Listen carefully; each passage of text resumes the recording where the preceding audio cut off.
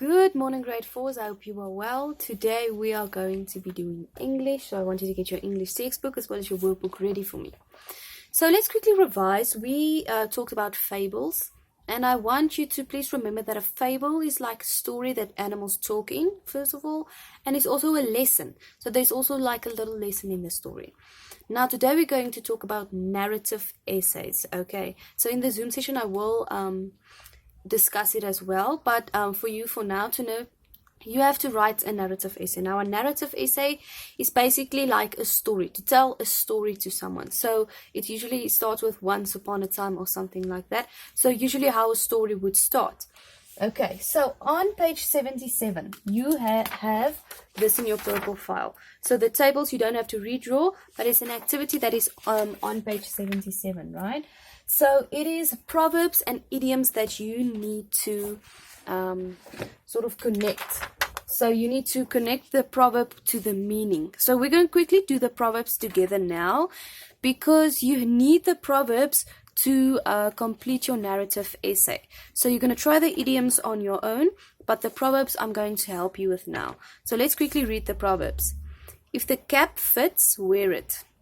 It never rains, but it pours. Money doesn't grow on trees, and practice makes perfect. Now let's quickly read the meaning. Problems seldom happen one at a time. The more you do something, the better you do it. If you want money, you have to work for it. And number 4, accept what people say about you if it's true.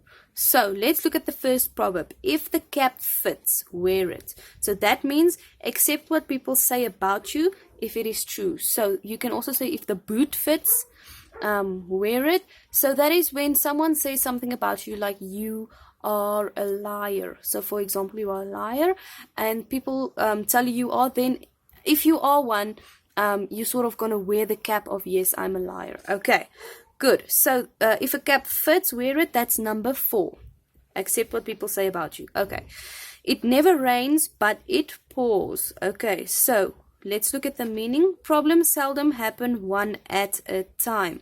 So when you have some problems in your life, it's usually not just one little problem and then you solve it and then comes another one. It's usually a bunch of problems at once. So that is that proverb. So it never rains, but it pours. Problems seldom happen one at a time. So it never rains, but it pours is number 1. Then money doesn't grow on trees. We can look at the meaning. If you want money, you have to work for it. So you can't just get money for doing nothing. You need to actually work for money. Okay, so then money doesn't grow on trees is number 3. Then practice makes perfect is the last one that we haven't ticked yet. The more you do something, the better you do it. So the more you practice, like for example math, the more you practice, the better you get it. Okay, so that is number 2. So let's quickly revise. If the cap fits, wear it. Now that is number 4. Then if it never rains, it pours. That is number 1. Money doesn't grow on trees is number 3. And practice makes perfect is number 2. Now you have these proverbs to start your narrative essay. So your narrative essay needs to contain some of these proverbs. So even if it's just one, it will be fine. But your narrative essay also needs to be a fable. So it needs to be a story in which animals are and in which animals talk to each other. Okay. So when we write an essay, any type of essay, I want you to remember that you need to draw a bubble map. Now a bubble map looks like this.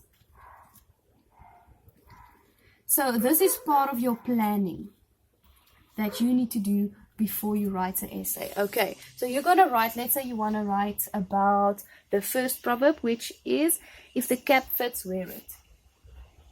If the cap fits, wear it. Now you're going to write on your speech bubble, sort of like a summary about what you're going to write about. So you can brainstorm some ideas that you are going to have your narrative essay be about. So the animals that might be in your story, so like the animals, and then you name a couple, and then perhaps where it might take place, so the location. So it might be in the bush or on an aeroplane, anything you want. Then it can also be who is like the main character. and then the other characters and their names.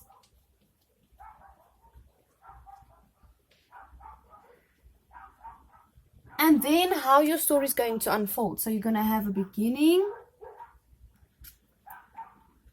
a middle, and an end. Okay, so this is sort of just an example of how your bubble map should look. It should be like a rough planning. You also call it your planning. After you do a bubble map, you are going to write your planning in pencil. Okay, so you're going to write your whole narrative essay in pencil. Now I want your essay to be 40 to 50 words long. Okay, so 40 to 50 words. I will remind you in the Zoom session of the word count again.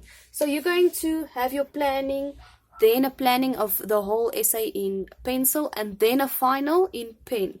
And then remember, you need to, at the bottom of your final, you need to write the amount of words that your whole essay was. So how many words it was. Okay, so then the next thing we are going to discuss is direct and indirect speech. Okay, now we have done it in Afrikaans, but now it's in English. Okay, so I want you to quickly look at these sentences. It's sentences in the indirect speech, and we need to take them to the direct speech. Now I want you to please remember that indirect speech is when one person hears something that someone says and then tells another person. But direct speech is the direct words out of a person's mouth. So for example, we have Jimmy that says this. Mitchell said that his bike is broken. So Jimmy is telling you something that he heard. Okay, so he says that he heard Mitchell say that his bike is broken. But now we're going to go into reverse. We want to know what was the direct words of Mitchell. Okay, now what's going to happen is when we're going to add quotation marks and a colon. Okay, so it's usually after Mitchell said, so we can add the colon right here. Okay, and then you take that his, because this will change to my. Then if we rewrite the sentence, it will look like this. Mitchell said, colon, quotation marks, my bike is broken. End of quotation marks. Okay, so this is the indirect speech, and we change it to direct speech. So the direct words that Mitchell said. Let's do another one to see if you get it. Okay.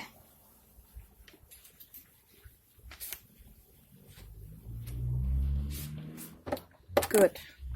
Once again, Jimmy heard something. Okay. And he is telling you. Good. Now he heard that Abe Lincoln said that everyone should be free. Okay. Now this was the indirect words. It's because Jimmy told you. So it's not Jimmy's words, it's Abe's words. Okay. Now we're going to change. Remember, after the word said, we put the colon. And then we can start with the quotation marks. Remember to take that out. And here is no him or her. So you can just, everyone should be free. So him or her gets changed to me or my. And then if there is just a that, you just take the that away. So let's rewrite the whole sentence. Abe Lincoln said, colon, quotation marks, everyone should be free. Okay, so that is direct and indirect speech. I want you to try and do that exercise. And if you still struggle, remember you can always WhatsApp me if you have any questions. I will as well email this activity to you, the direct and indirect speech, because unfortunately it's not in your Purple file. But don't worry about printing, just write the answers in your book. Okay, then the next activity you have is the book review activity. So it looks like this. It is in your Purple file. You are basically going to read a book. So any book of your choice you're going to read, or that you maybe already read, and then you're going to fill in. It's going to basically be, you're going to rate the book. You're going to sort of summarize what the book is about and tell me if you liked it or not. Okay, so you're going to first of all write your name and the date. So in the first speech bubble, you're going to start with the title of the book. So the name of the book in front. Then the author. If there's more than one author, you write the 2 or 3 names. And then illustrator is who drew the pictures. That is also information that is usually on the cover or on the inside of the first or second page of the book. Then in this speech bubble, you're going to write down all of the characters in the story. So if there's a lot of characters, try to fit all of their names in there.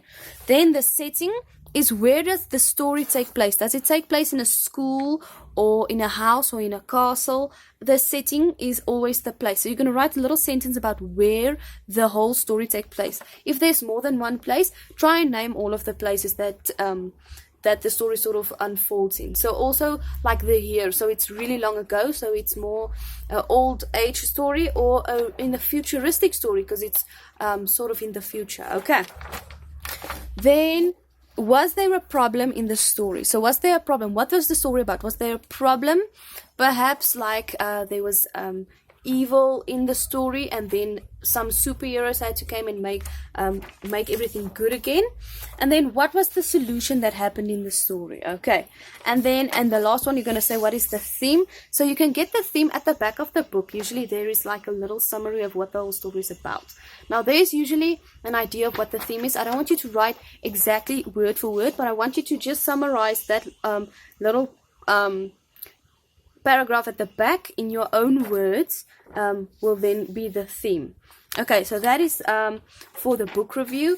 And then the last thing you have to do is you need to please remember to fill in the idioms at the bottom of that page 77.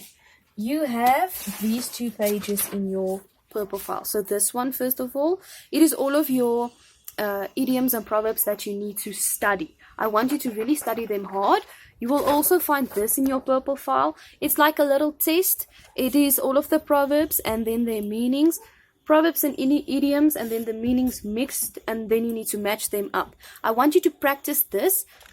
First of all, study this and then practice this. I want you to try, fill it in with pencil so that you can rub it out and try it again and again. Because when we get back to school, we are going to do like a test, and you will then need to know all of the proverbs and idioms. We will, however, be discussing the proverbs and idioms, and I'm going to try and explain them to you. It might seem like a lot, but it's really easy to understand once you get used to them. Okay, so we will discuss this further in the Zoom session. So that is all of the work that you have to do today. Please remember, if you have any questions, you can WhatsApp me at any time, or you can leave your questions for Zoom. Good luck.